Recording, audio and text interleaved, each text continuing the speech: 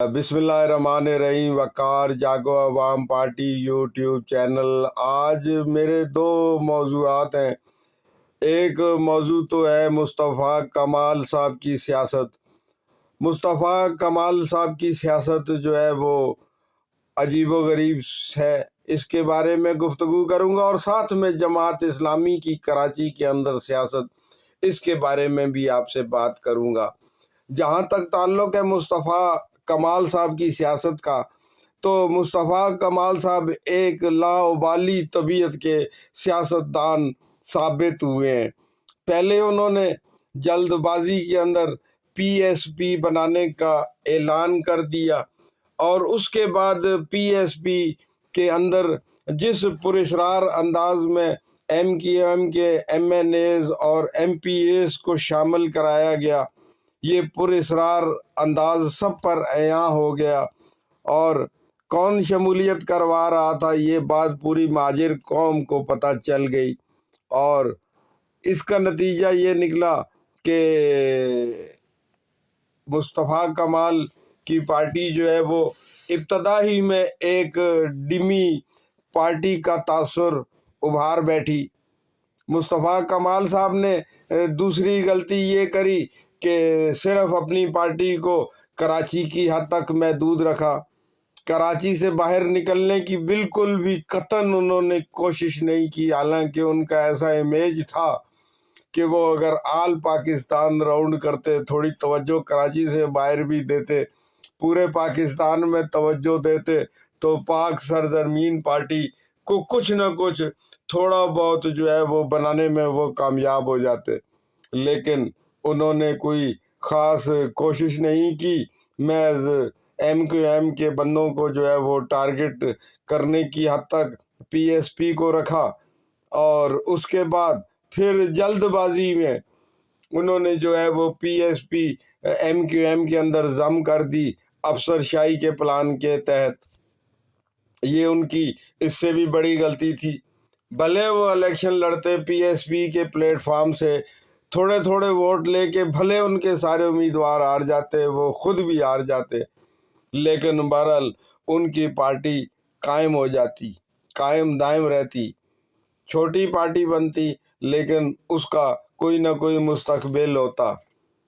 لیکن چونکہ ان کی ڈوریں کوئی اور ہلا رہا تھا، اس لیے بہت جلدی میں جو ہے وہ مصطفیٰ کمال صاحب جو ہے وہ ایم کیو ایم کو پیارے ہو گئے، ایم کیو ایم میں شمولیت کر لی، الیکشن لڑے، الیکشن کے بعد ایم این اے بنے، اور اس وقت وزیر ہیں، اہم وزارت ہے ان کے پاس صحت کی۔ لیکن اب وہ ایک دفعہ پھر متحدہ کے اندر متنازع ہو گئے ہیں۔ اب ان کو خیال آیا ہے، میرے خیال میں دیر سے، کہ اگر میں یہ کام نہ کرتا تو میں اپنی جماعت بناتا اور آگے بڑھتا۔ اب وہ متحدہ کے پلیٹ فارم پر ہیں، اور متحدہ کی جو ڈسپلن ہے اس کے خلاف ورزی کرتے ہوئے اپنے پی ایس پی گروپ کو لے کر چل رہے ہیں، اور مختلف جلسے جلوس کرتے رہتے ہیں، اور اپنی ڈائریکشن پر چلتے رہتے ہیں، جس سے مہاجر کاز کو بھی نقصان پہنچا رہے ہیں، اپنی سیاست کو بھی جو ہے وہ نقصان پہنچا رہے ہیں، بلکہ اس کا تمسخر اڑا رہے ہیں۔ اگر وہ متحدہ کی قیادت کے ساتھ ہم آہنگی کے ساتھ نہیں چلیں گے، تو اس سے میں سمجھتا ہوں کہ متحدہ کا بھی نقصان ضرور ہوگا، لیکن زیادہ نقصان جو ہوگا وہ مصطفیٰ کمال کا ہی ہوگا۔ لیکن بہرحال وہ اپنی دھن میں بھاگتے چلے جا رہے ہیں۔ اوپر سے دوسرا موضوع ہے جماعت اسلامی، تو جماعت اسلامی پورے پاکستان سے گھوم پھر کر بالآخر کراچی آ جاتی ہے، اور کل بھی صبح آج پورا دن انہوں نے جو ہے دھما چوکڑی مچائی رکھی اسمبلی کے سامنے۔ بالآخر آنسو گیس چلی، انہوں نے پولیس والوں کو مارا، پولیس والوں نے ان کے اوپر لاٹھی چارج کیا آنسو گیس کی، اور بالآخر وہ کبوتر چرنگی پر ابھی تک دھرنا دے کر بیٹھے ہوئے ہیں۔ تو ان سے بھی ہماری گزارش ہے کہ برائے مہربانی آپ لوگ کراچی شہر کے اوپر رحم کریں، اور مہربانی کریں، پرامن پروٹیسٹ کیا کریں۔ آپ کا انڈر گراؤنڈ تو پیپلز پارٹی کے ساتھ اتحاد چل رہا ہے، جبھی تو پیپلز پارٹی ہمیشہ جماعت اسلامی کو جو ہے وہ شارع فیصل کے اوپر احتجاج کرنے کی کھلی چھوٹ دیتی ہے اور کچھ بھی نہیں کہتی۔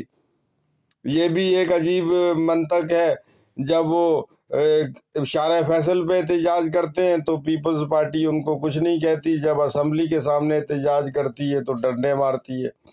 بہرحال یہ ہے کہ ان کے اس پروٹیسٹ سے کوئی ان کو حاصل ہوا یا نہیں ہوا جماعت اسلامی کو، لیکن یہ ضرور ہوا کہ شہر کے اندر ویرانے چھا گئے۔ جب لوگوں کے پاس یہ اطلاع پہنچی تو کاروباری بازار اور کاروباری مراکز سناٹے میں آ گئے، اور اس کی وجہ سے کراچی کو جو ہے وہ فائدہ تو کچھ نہیں ہوا، لیکن کروڑوں روپے کا نقصان اٹھانا پڑا۔